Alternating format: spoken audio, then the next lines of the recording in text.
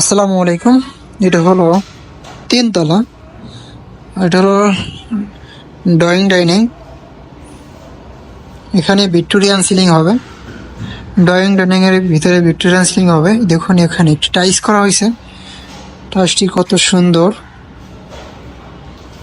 আর এখানে যে বেডরুমগুলো আছে সেই বেডরুম হবে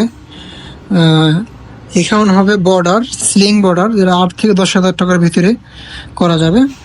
আর এটা হলো একটি বেডরুম।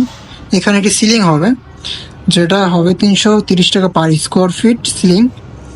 আর এখানে যে আরো দুইটা রুম আছে, হ্যাঁ এই রুমটার ভিতরে হবে বর্ডার।